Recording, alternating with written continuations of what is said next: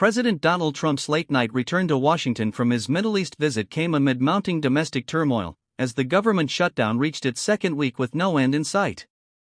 The shutdown, now stretching across numerous federal departments and agencies, has left tens of thousands of workers without pay and disrupted essential services nationwide.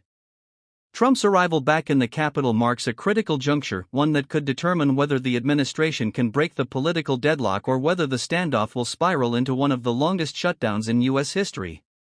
House Speaker Mike Johnson, Republican Louisiana, set a grim tone on Monday, warning Americans that the current impasse could extend well beyond expectations.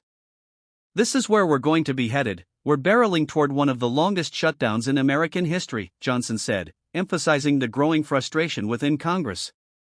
His remarks underscored a reality both parties have reluctantly acknowledged, that Republicans and Democrats are nowhere near an agreement to reopen the government.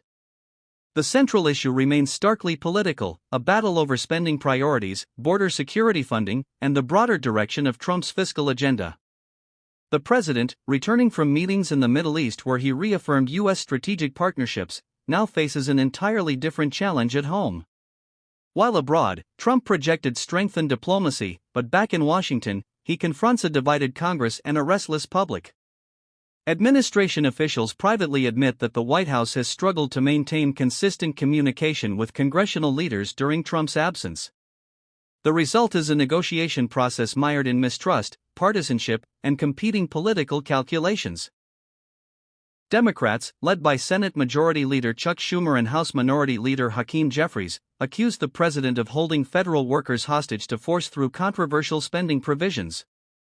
They have demanded a clean funding bill, one that reopens the government without tying it to policy conditions. In contrast, Republicans insist that fiscal reforms and enhanced border security must be included to address long-term issues rather than short-term fixes. Speaker Johnson, echoing Trump's stance, has framed the shutdown as a necessary confrontation over government efficiency and national priorities. For millions of Americans, however, the debate in Washington has immediate, painful consequences. Federal employees across the country have begun missing paychecks, forcing some to seek temporary work or rely on savings to meet basic expenses. National parks remain shuttered, small business loans are delayed, and food safety inspections have slowed, affecting industries and communities far from the capital. At airports, security lines have grown longer as Transportation Security Administration, TSA, staff call in sick, citing financial hardship. ECO. As the shutdown enters its second week, behind-the-scenes negotiations in Washington have grown increasingly tense, with both parties locked in a battle of principles in politics. Lawmakers from both sides acknowledge that talks have stalled, and with neither willing to yield, frustration has reached a boiling point. According to sources close to the discussions, meetings between congressional leaders and the White House have been described as circular, with the same points being raised and dismissed repeatedly. President Donald Trump's allies in Congress insist that the administration's stance is rooted in fiscal responsibility and national security. The White House has demanded that any spending bill include provisions to reform government agencies, cut non-essential programs, and strengthen border enforcement, issues that Trump has long championed as central to his economic and immigration policies. "The American people want accountability and efficiency," House Speaker Mike Johnson said in a recent press briefing. "This shutdown is not about politics, it's about protecting the integrity of our government spending and securing our borders."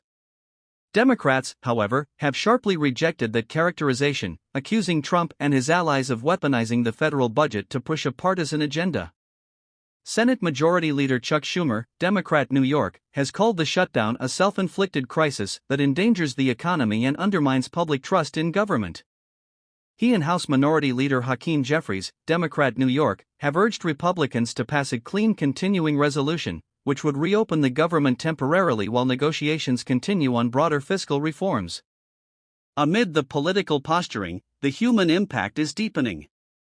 Hundreds of thousands of federal employees have missed paychecks, forcing many to turn to food banks or emergency relief programs. In Washington, D.C., local businesses that rely on federal workers, from coffee shops to childcare centers, are feeling the strain. Across the country, national parks, museums, and research facilities remain closed, and programs that serve vulnerable populations, such as housing assistance and food distribution, are facing severe delays. Economists warn that if the shutdown continues, it could erode consumer confidence and disrupt key sectors of the economy. Goldman Sachs recently estimated that each week of shutdown reduces GDP growth by 0.1%, a figure that could rise significantly if the deadlock drags on. Federal contractors are also facing uncertainty, with many small firms unable to pay staff or meet project deadlines without government funding. Political analysts say that the stalemate has now evolved into a test of endurance and perception. Trump, newly returned from his Middle East trip, is under pressure to demonstrate leadership and decisiveness. His supporters argue that holding firm will ultimately yield a stronger government and a more balanced budget, while CRA